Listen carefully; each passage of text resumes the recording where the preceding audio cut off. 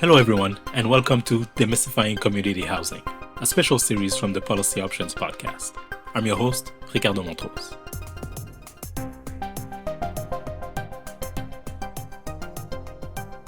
Today, I'll be speaking with Yushu and Meg Holden.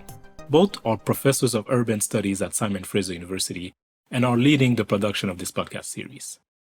And this special collaboration between SFU and IRPP, we want to have a Canada-wide conversation on community housing, to bring forward the comprehensive and nuanced understanding of the sector for listeners, and to reimagine how public policy can support the building of a strong and resilient community housing sector. Before we delve into our discussion, I would like to begin by recognizing that we're currently recording this podcast on the traditional unceded territories of the Kanien'kehá:ka Nation. Tiohtià:ke, Montreal, has long been a gathering place for many Indigenous people. We honor their enduring connection to this land. Today we have the honor of being joined by Yushu and Meg Holden, who are situated on the traditional territories of the Musqueam, Squamish, and Tsleil-Waututh people. We deeply respect the Indigenous people of these nations, their languages, and histories. Thank you, Meg and Yushu, for joining me today. For our listeners, could you share a bit about yourself, your research, and your professional expertise? Yeah, hello everyone. Thanks for having me. I am Yushu. I am an assistant professor of urban studies and public policy at Simon Fraser University. So my research concerns issues and public policies around urban housing and communities at both the macro and micro levels. So I look at questions like housing and residential inequality in relation to housing commodification, financialization, and other urban changes such as redevelopment and revitalization, and how housing and community shape and impact our well-being. And hi, good morning. I'm Meg Holden. I'm a professor of urban studies, resources, and environmental management, and I'm a professional planner. And my research involves looking at the struggles and the challenges and the opportunities of sustainable community development in different cities and different kinds of built environments, usually at the community and the neighborhood scale. And could you let us know, what led you to this work? What motivated you to dive into this type of research? Yeah, so for this particular project, we specifically look at community housing, right? So for audience who are not familiar with the term community housing, it is often used to refer to social and nonprofit housing, simply put. And I started my research on community housing when I joined this Canada-wide research practice partnership project called Community Housing Canada, which is led by Damien Collins at the University of Alberta.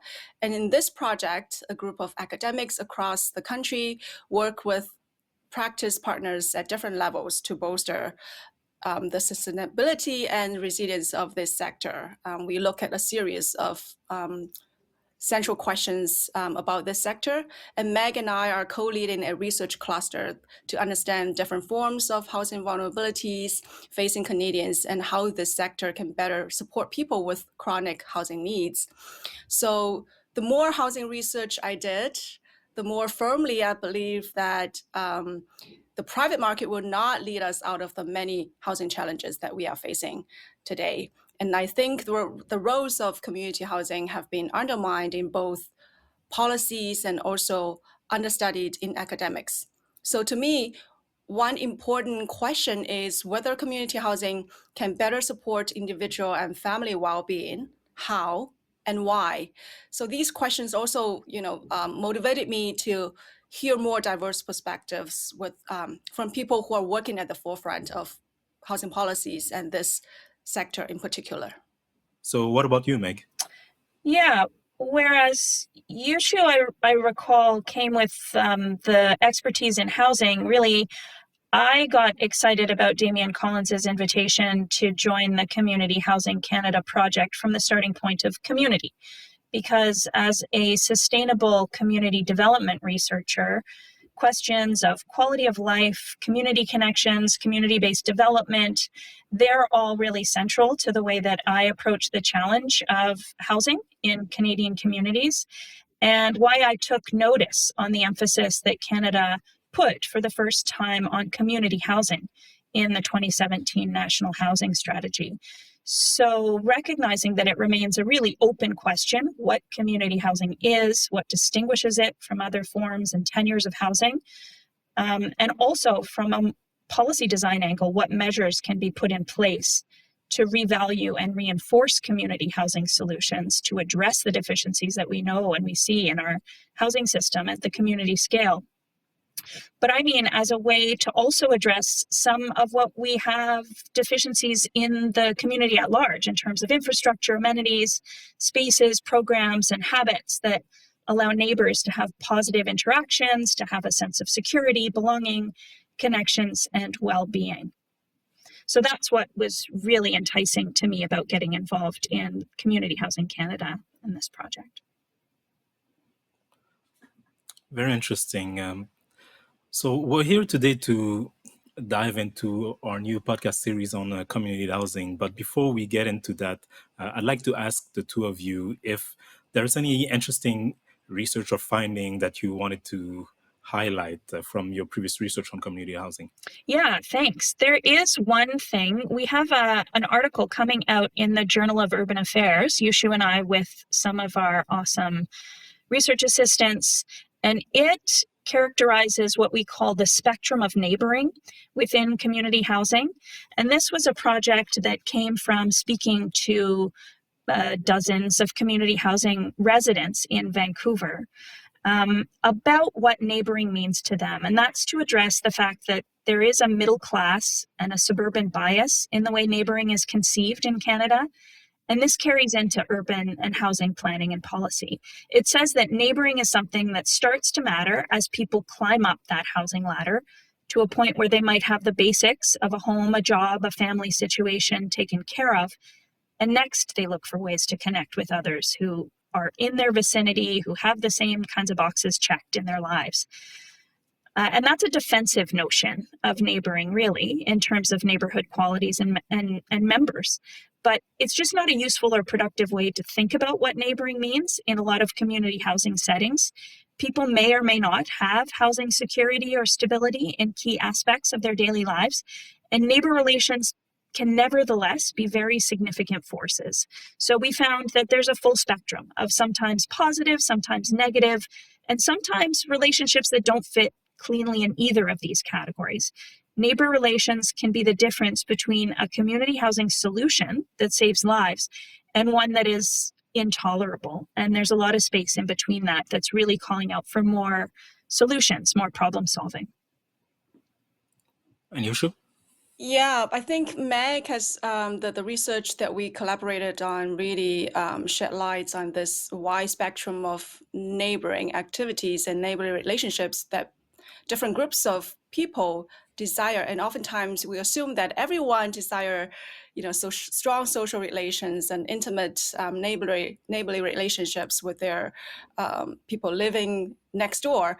But that's not the reality, in fact. And from as part of the Community Housing Canada project, we also find that neighboring and neighborly relationships can make a difference for life for tenants living in those community housing settings.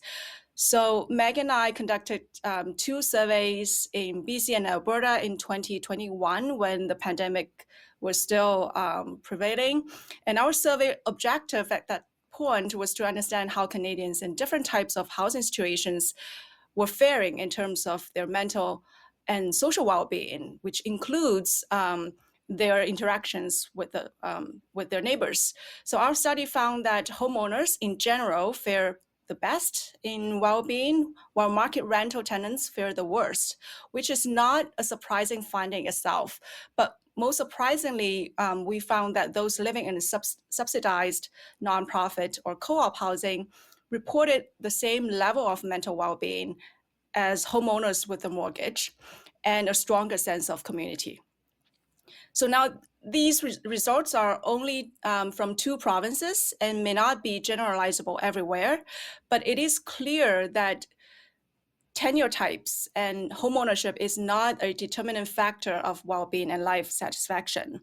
So when we say everyone deserves a place to call home, it is different from saying that owning a home is the only way to afford a sense of stability and life satisfaction. So for instance, the better sense of well-being among community housing tenants compared to their market rental housing counterparts could be related to the social environments in general in the community housing buildings, or the ways that community housing is managed or operated, or the kinds of services and support that tenants receive from those community housing operators. So we are hoping to dissect these different aspects of community life in the community housing sector, and how this sector may or may not address the housing challenges facing those tenants. That's fascinating, and it shows the different ways you can look at community housing and the different discoveries that you can make, which makes this new podcast project even more interesting. Both of you are the SFU community housing research, part of the SFU community housing research team, and the lead for this podcast. Could you give the listeners kind of an explanation of what this podcast is going to be about, a sneak peek? Yeah, so as your introduction introduced in the beginning, this podcast is called Demystifying Community Housing. And we appreciate this opportunity to really collaborate with IRPP on this project. So it is a 6-part series, including this introduction episode we are in now. So in these episodes, we will bring in residents, academics, policy practitioners, housing operators, and advocacy groups from across Canada. And together, we will discuss a lot of important and key questions related to community housing sector. For example, what is community housing? What is life like living in community housing? What are some of the roles this sector can play in responding to the housing crisis?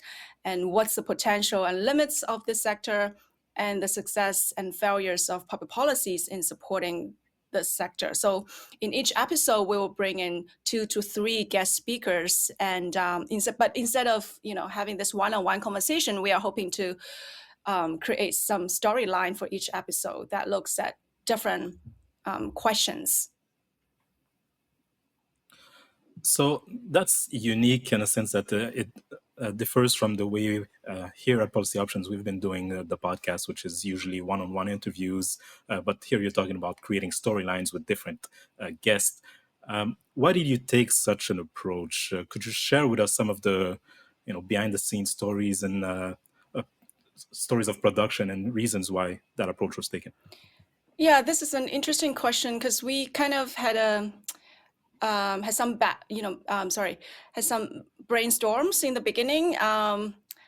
So initially, in my conversation with Meg, I was simply just wanting to produce the conventional type of podcasts, like inviting different nonprofit housing operators to talk about their success stories and some of the challenges that they face in supporting their tenants.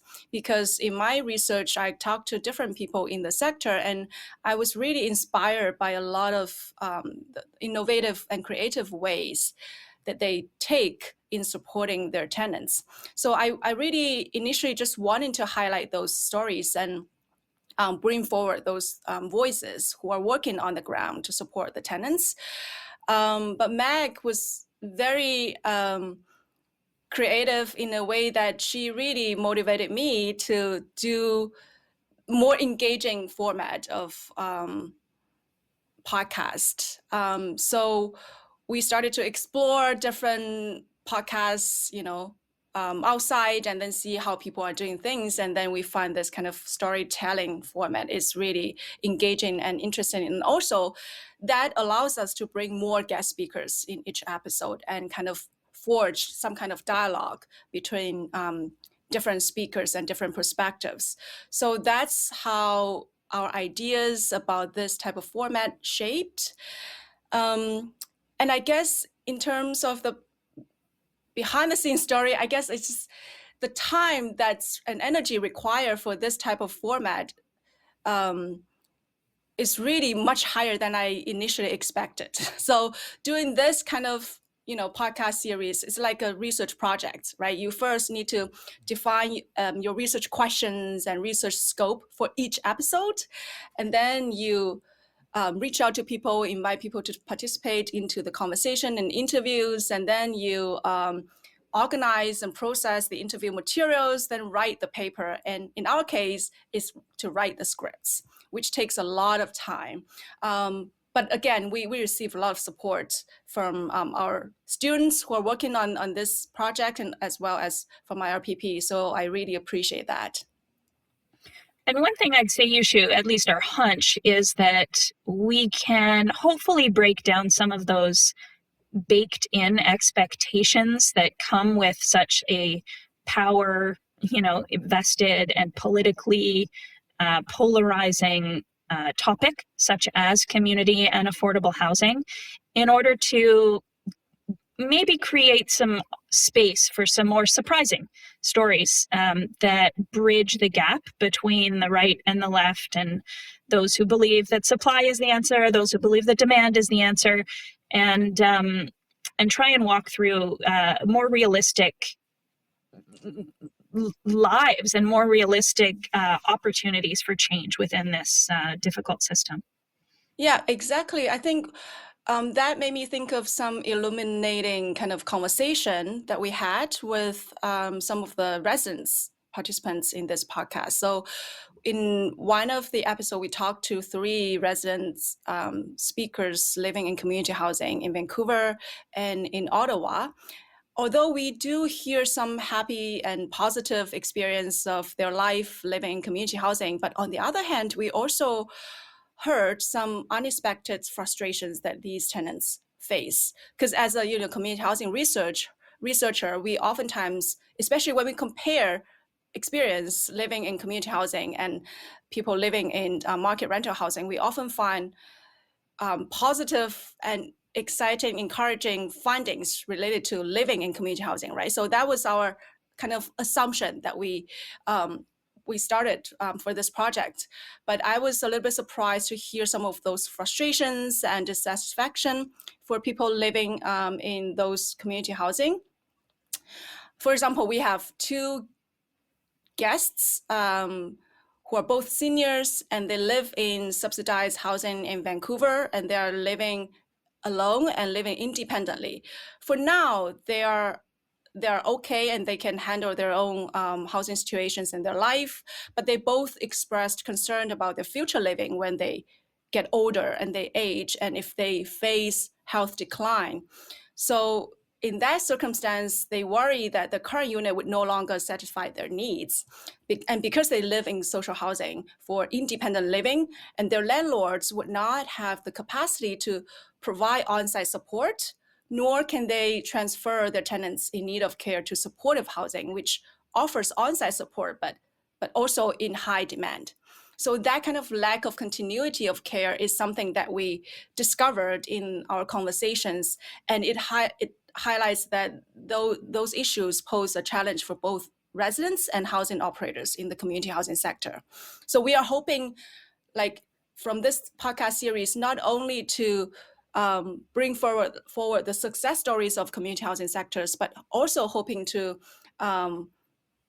highlight some of the systematic issues and challenges facing this sector and how we can collectively address those challenges and issues. That's fascinating. So, Meg, you were talking about kind of bringing the right and the left point of views together, and here, Yushu, you were talking about like giving a voice to tenants. Was those things part of the motivations to create this podcast, or was the motivation somewhere else? What was that the basis of all of this? Yeah, that's a great question. As I said, I feel like the roles of community housing in addressing the multifaceted housing challenges we are facing in Canada today are undermined. You don't hear a lot of talk in policy or in public discourse about what community housing can do. but rather we hear a lot of talks about how we can create more, how we can build more more housing in general, and primarily through the private market mechanism. So I think the strongest motivation for us is to build a better understanding of the sector, and also generate a broader conversation on community housing sector to better inform housing policy making. And another motivation to me is to clear up some of the confusions around community housing, because from both my research and my teaching, I noticed that there's a lack of understanding of community housing among the general public. Like, what is community housing? What does it serve? And how big is the sector? These basic understanding, it's unclear for a lot of people. Even in our policy, there's no consistent definition or understanding of what community housing is or should be. For instance, our national housing strategy emphasized that community housing has been the backbone of Canada's response to housing challenges. And in other like provincial government documents, you often see that community housing may be conflated with social housing or subsidized non-market housing, which is an important part, but is different from community housing sector. And Statistics Canada use social and affordable housing to capture a wide segment of community housing. But again, affordable housing can include those affordable homeownership options for people. It also includes some purpose-built rental projects of market housing. So it's a broader concept. And in practice, not all community housing is non-market or subsidized. And many community housing projects managed by nonprofits are, they have a mix of social housing, below market rate rental housing, and even some market rental housing. So there's a nuanced and complexities that we hope to unpack in this episode. And there's so much complexity within the policy definition and then the practice, and there's different ways of interpreting different practices and different arguments about what the market will bear even, and what government will bear in different provinces of Canada as well. So Yushu's highlighted really some of the practical reasons to have more conversations about what community is and what housing solutions are. And then in another arm of this project, Ricardo, we're also working on a special issue of housing theory and society, where we get into, what some of these practical differences might mean about our political and even our ideological approach to defining what is the right to housing.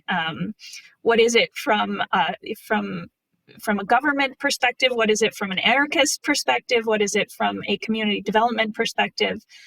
Because there are real implications for the future of Canada.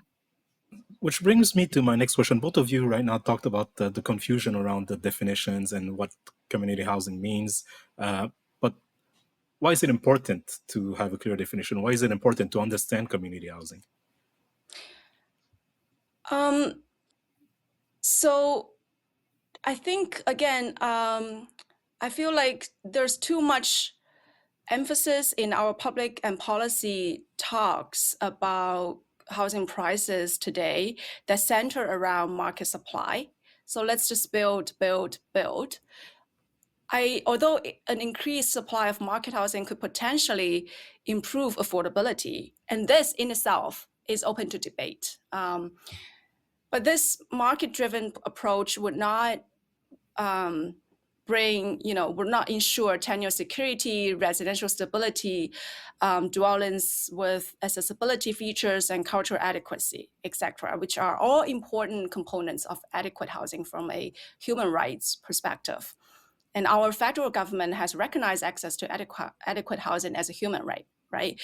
And the market-oriented solutions are by design incompatible with that approach. So the community housing sector has a huge potential to unlock. We have seen growing research which shows that market rental housing tenants are more likely to encounter evictions, and community housing tenants show better social well-being and sense of community. But On the other hand, this important sector has suffered from decades-long divestments from the governments and is facing many systematic challenges, such as lack of funding and capacity to grow and sustain itself. And what's more important is that there is such a ingrained common belief that our social and nonprofit housing is a scarce resource. And so we should prioritize them only for people who are the most vulnerable, like low-income families, people with disabilities, and seniors. The problem with this is that we see the scarcity of social and community housing as a fixed reality which cannot be changed, instead of viewing it as a problem that needs to be addressed. So this concentration of poverty and vulnerabilities in this sector can only reinforce the misperceptions and discriminations about this sector and tenants living in it. I guess so we need to change our mindset about the community housing sector by talking more about it and building a better understanding of it. Yeah, and I'd like to just underline the importance of those points that Yushu has just made with one really touching story that I think will drive it home. And it's a story about two friends who joined us for a focus group on the topic of what being a good neighbor means for community housing residents in Vancouver. And their stories were individually very moving. So both of them had stories of isolation, separation from their families, difficult challenges, including loss of income, loss of the means to support themselves, getting older, losing housing, adversity from other people. And then they met at the bulletin board in the lobby of a community housing building in downtown Vancouver, where they both felt fortunate to find themselves living, to find a unit within. And I'll call the man Richard. It's not his real name, but he saw a poster about a ukulele class at the Gathering Place, a community center in the neighborhood. And the woman, I'll call her Rhea, it's not really her name, she was walking by and they were able to decide to go together. Both of them were alone, both of them retired, had free time, a lot of worries to try and escape from in a positive activity. And that in itself is a heartwarming story of protective social connections and community emerging from strangers in the shared spaces of community housing. But that's not the end of this story, because Rhea, in fact, was new to the building and she had just gone through an experience of homelessness and eviction. And soon after this meeting, she also began losing her sight. And this was unexpected. She had no one to help her figure out how to manage life in a new environment while going blind. And Richard, for his part, found this opportunity and an immense sense of purpose in helping his new friend to figure all of this out, from apps on a cell phone to services, to occupational therapy adjustments and programs that were available. And so these were some very fortuitous circumstances within the community housing, the spaces within the community housing, the spaces and the services within the neighborhood, and then the ability to connect through friends to other services that are available, but that people don't necessarily know how to access when they need it, that all have made it possible for these two friends to come together and to continue to live an independent and autonomous and a fulfilling life in Vancouver. And this, I think, is really a credit to the power of community housing. It's a touching story, Meg. Thank you for sharing that with us. And it highlights the realities of tenants and community housing. And Yushu, earlier, you also talked about how during the discussions for this podcast, you talked to tenants. Is this what listeners can expect? Is the podcast about talking with experts, with tenants, with academia? What can the listeners expect from this series? Yeah, we bring in resident voices. That's, I think, because we often hear a lot of, experts' opinions, in the media, in podcasts, but we don't often hear those stories and what tenants' life is living in those community housing settings. So that's one thing that we would like to feature in one of our episodes, so people can tune in for that. And other than that, I think we will hear from nonprofit housing operators about their success stories and challenges in supporting their tenants. We can We will hear insights from policy practitioners about how our policies have responded or failed to respond to those challenges facing this sector. And we will also have academic perspectives on the roles of community housing in addressing the housing crisis, as well as future imaginaries of this sector. And the sector is changing quickly, right? I mean, it's no news to anybody that housing is news and that there's new policy being developed. We're throwing all kinds of new solutions on the table, and then, people respond, and then we have to change. And then my point is that I think everybody who's interested in housing stands to learn something from a piece of this podcast, because we really have searched far and wide in order to uncover new stories and different perspectives. That's almost it for today's discussion. But before we go, I'd like to ask both of you if there's anything else you'd like to share with our listeners about this series. I just want to give a shout out to our students who work closely with me and Meg on each episode, and you will hear some of them in future episodes as co-hosts. I would also like to thank the IRPP communication team, including Ricardo yourself, and all of you have provided incredible support. And most importantly, I want to extend sincere thanks to all of the guests who join our podcast and share their valuable perspectives and stories. And thanks to you, Yushu. Thanks for all of the vision and the perseverance for this podcast. We really do hope that it's going to contribute to a more solutions-oriented conversation about housing. Yeah, we are really excited about this project. Thank you both for joining me today. Thanks, you Ricardo. for having us. Thank you for tuning into Demystifying Community Housing, a special series from the Policy Options podcast.